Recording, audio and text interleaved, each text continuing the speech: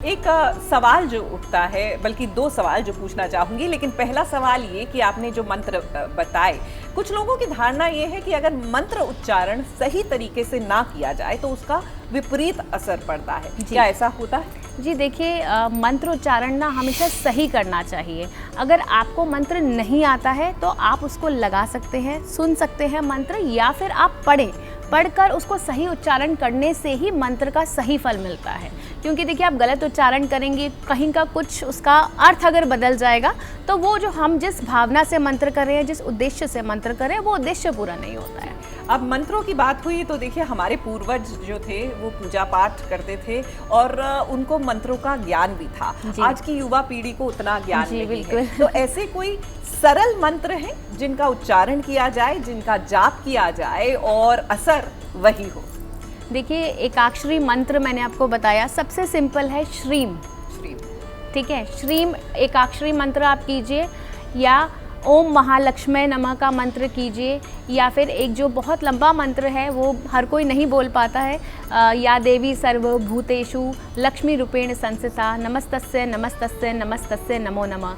ये मंत्र का भी आप जाप कर सकते हैं। और अगर कुछ नहीं है तो बस माता रानी जो होती है ना, वो भाव की भूखी होती हैं, उनका सामने हाथ जोड़ के श्रद्धा पूर्वक सिर्फ आप अपनी मनोकामना रखिए, धन धान्य की जो है आप अपनी मनोकामना रखिए, आपकी सभी मनोकामनाएं पूरी हो जाएंगी। अच्छा, एक सवाल जो होता है, और जब चाहे वो धनतेरस का त्योहार था या फिर दीपावली का त्योहार है, एक हर किसी के मन में धारणा ये होती है कि क्या किया जाए जिससे वृद्धि हो जीवन में, फिर चाहे वो धन संपत्ति को लेकर वृद्धि हो या फिर जीवन में जनरली सबका उद्धार हो, अच्छा हो। तो कार्य क्या है जो हमें करने चाहिए दीपावली के दिन? देखिए, दीपावली वाले दिन हम बहुत सारे कार्य कर सकते हैं। सबसे पहले तो साफ़ सफाई का विशेष महत्व होता है दिवाली वाले दिन।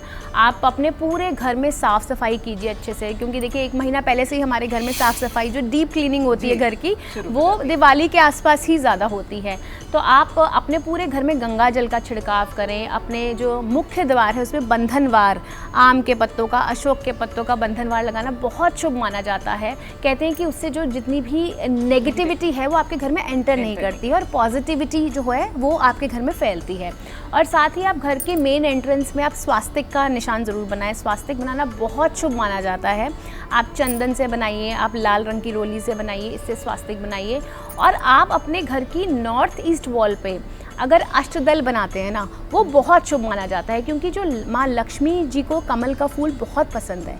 अगर आप वो अष्टदल बनाते हैं तो कहते हैं कि इससे आपकी जो नॉर्थ ईस्ट डायरेक्शन जो होती है ना, वो प्रॉस्पेरिटी की डायरेक्शन मानी जाती है। इसलिए जब हम पूजा करते हैं तो वो भी हम नॉर्थ ईस्ट की तरफ ही अपनी पूजा का सारा सामान और मूर्तियाँ वगैरह रखते हैं, और हमारी भी डायरेक्शन पूर्व की तरफ ही होती है। तो वो डायरेक्शन प्रॉस्पेरिटी और वेल्थ की होती है। तो अगर हम वहाँ पे अष्टदल बनाते हैं गुलाब की पंखड़ियों से, तो उससे कहा जाता है कि बहुत ज़्यादा वेल्थ आपकी आती है और धन धान्य की वर्षा भी होती है।